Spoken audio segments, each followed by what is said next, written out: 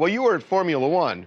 We were grinding away, and the reason we did it is when you start watching all the newscasts, NBC, CNN, all the newscasts, they're saying this whole thing about voter fraud is Which bogus. Donald Trump keeps talking about, saying that he's afraid that there is voter fraud. And they're saying it's completely bogus. They're saying that there's absolutely no voter fraud. So we decided we would make some phone calls, and we spent all day yesterday calling various election officials from different counties around the country to find out if they're concerned about it, because it doesn't seem like they know for sure, but we wanted to find out about A, what the process was in terms of how people were voting, and B, whether that process opens itself up to possible fraud where somebody can come in, pretend they're somebody else, and cast a ballot, cast 2 ballots, cast 3 ballots, cast 10 ballots.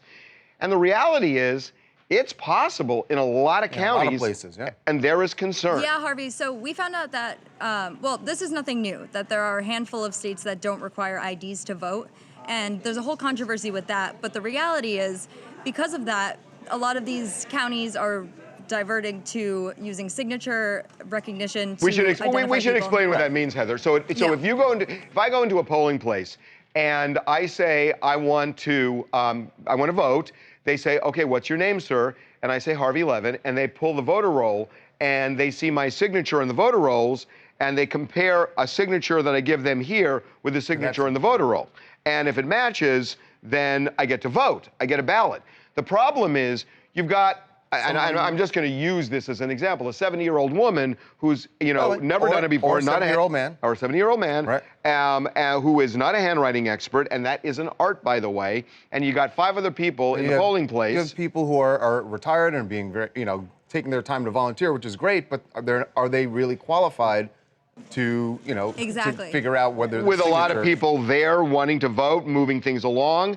And so the election officials are saying what? So if you know somebody, for instance, that you know their exact signature and you can duplicate that and you look relatively the same age, you can probably get away with it pretty easily. Now tell us about San Francisco, because that was even more interesting. Yeah, San Francisco's a funny one because I spoke with the official over there and learned that you walk into the polling place in San Francisco, you say your name, Heather Ross.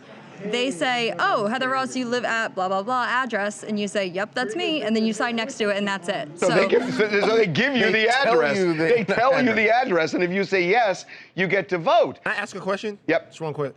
The way that they're doing this right now, is this the way that we've been conducting elections in the United States over the past, I'd say, 50 or 60 years? No, they required ID for a long, They've been long doing time. more of the signature record. They're starting to do signature but that's not brand new. Why is there any reason to believe that there's going to be widespread voter fraud in this case? Oh, I can give you the answer. Go for it. And by the way, a nonpartisan answer.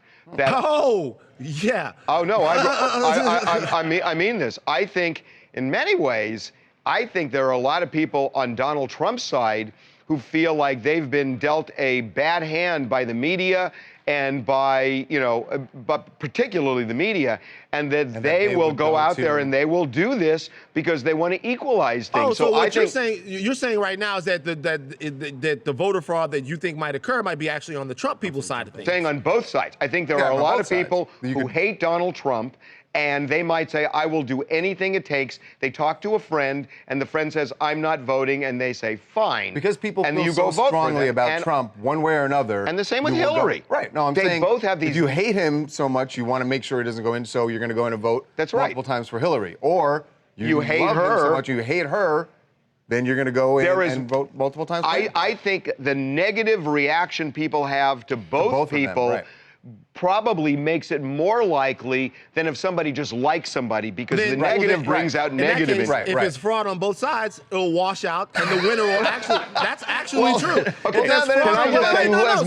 if there's fraud on both sides, it'll wash out, and the winner we get will actually be the legitimate winner of the presidency, which is the way it always happens. But you don't know if the fraud's equal. I can be nice or I can be harsh. That is the shallowest thing you've ever said, and that's the nice part. I could say it a different way. I don't think there's any reason to believe that there's going to be widespread voter fraud other than a guy who's looking at a defeat and doesn't want to come to terms with it. Well, no, we're giving both sides of it, Van. It's not, see, you're so anti-Trump that you're just automatically going to that place. And I'm saying to you that voter fraud is voter fraud, and it doesn't matter whether Trump people are doing it or Hillary is doing it, but if you've got both sides doing it, and it's easy to do. It's easy to do in San Francisco. It's easy to do in New York. I think Van's point is that Trump is the one who's raising it as even making it an issue. Democrats haven't the question even brought this up. Of course they haven't. Right. Is it an issue is the question, and that's what Heather did all day yesterday. It could be. What we found out well, Heather, didn't the election people tell you it's an issue?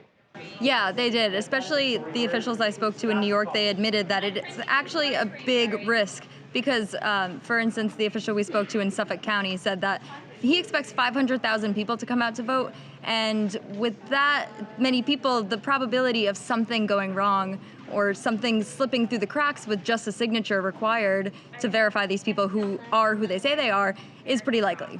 So the point being, she made calls all day long, and there were election officials from various places, including San Francisco, by the way, who were saying, yeah, you know what? It's an issue, and we don't quite know how to deal with it because this is the hand we're dealt.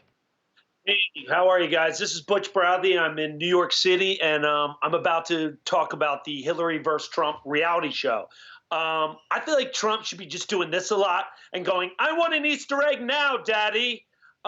If you really want to know if there's voter fraud, the answer is if Trump wins, straight fraud. This is insane. Boy, this election is just... It's making everybody insane. It's making We're everybody going insane. crazier. We're talking about stuff we haven't talked about in 14 years. Like what? The last time an election was stolen, by the way, All right. it was stolen from Here us we in go. 2000.